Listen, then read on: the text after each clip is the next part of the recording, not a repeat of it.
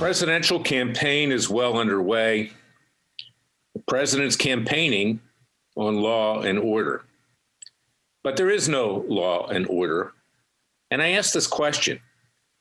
If the president wants to be reelected, and I personally hope that he will be, and I will personally vote for him. I don't say who I'm going to vote for as head of Freedom Watch or America's Sheriff.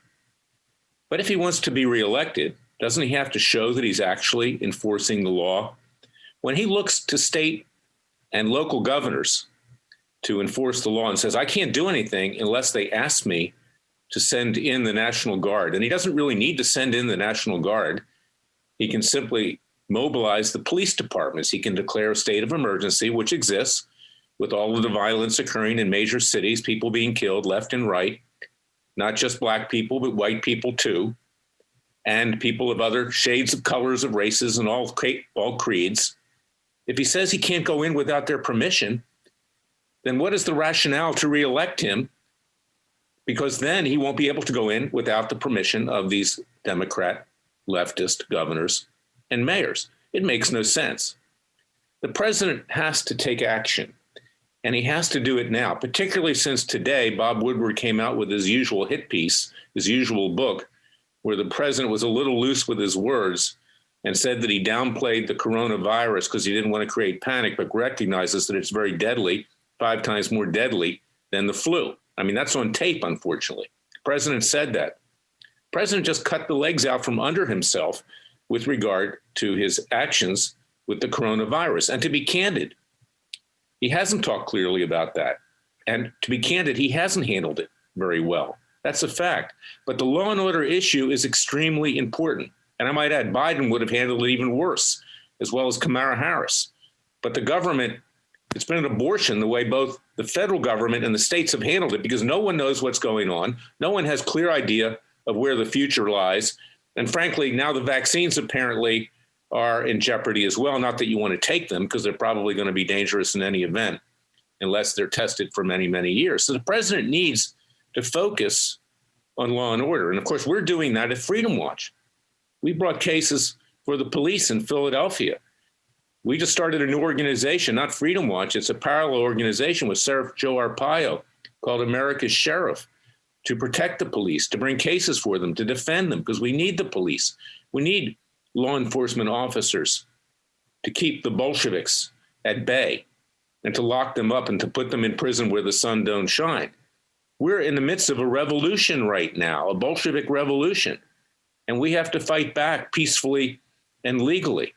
You know, there's also something very interesting about this whole thing, is that I Googled just yesterday. I wanted to see the incidence of black crime per capita versus white crime per capita. I want to see which race commits more crimes per person, because you see, that's actually why you have situations right now where the police are claimed to be discriminating against African Americans, you know, stop and search and things like that. Well, if in fact African Americans commit more crimes than whites, then you can understand why there's a greater incidence of objectionable behavior with regard to African Americans. It's just going to happen. And there certainly is objectionable behavior with regard to whites as well, and everybody. Nobody's perfect. These police live in a pressure cooker.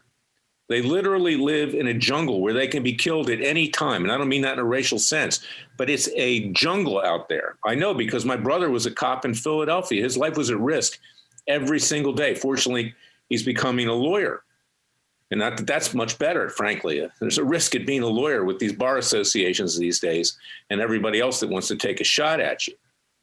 But the reality here is that when I did a Google search, virtually nothing came up about that topic. All you saw was how blacks were being persecuted by whites and white police officers, male police officers in general. That's because Google, with its algorithms, censors any information that they don't think is appropriate to pursue their leftist agenda. Now, we know that an antitrust case is likely to be filed this month with regard to Google and perhaps some of the other social media companies.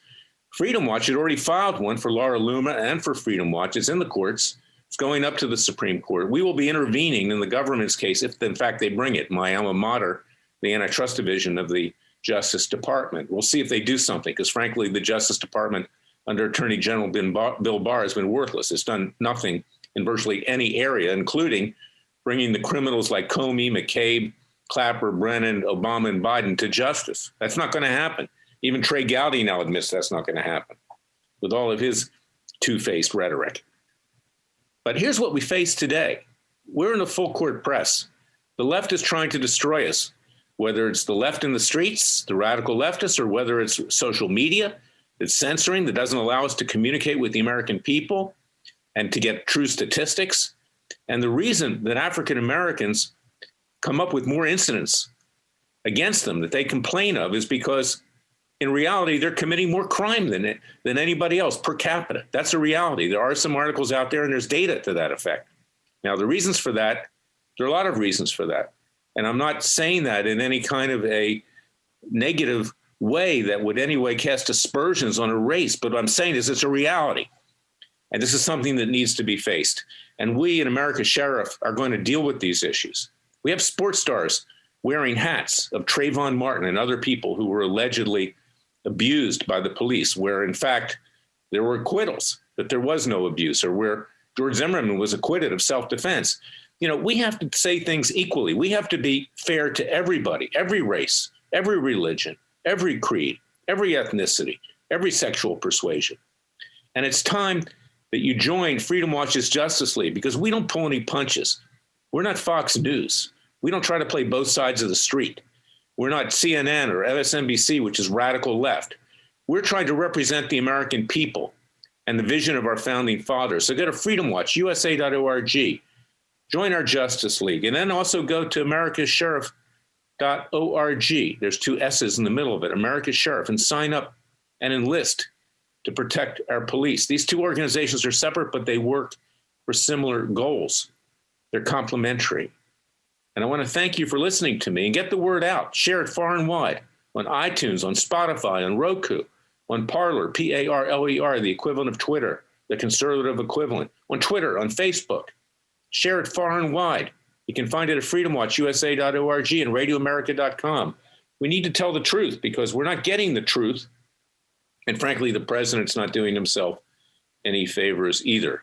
And as much as I want him to win, frankly, Biden is brain dead.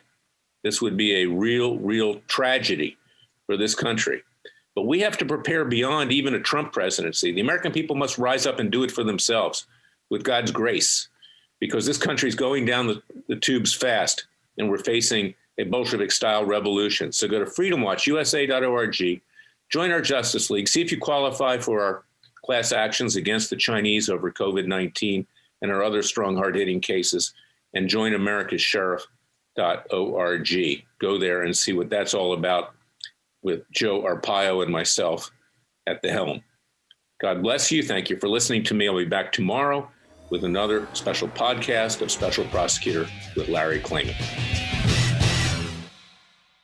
En Sherwin-Williams extendimos el verano para los pintores profesionales. Del 8 al 11 de septiembre obtén 35% de descuento en artículos para pintar, incluyendo cintas, boquillas, abrasivos y mucho más. Además, 50% de descuento en la pintura para exteriores FlexStem.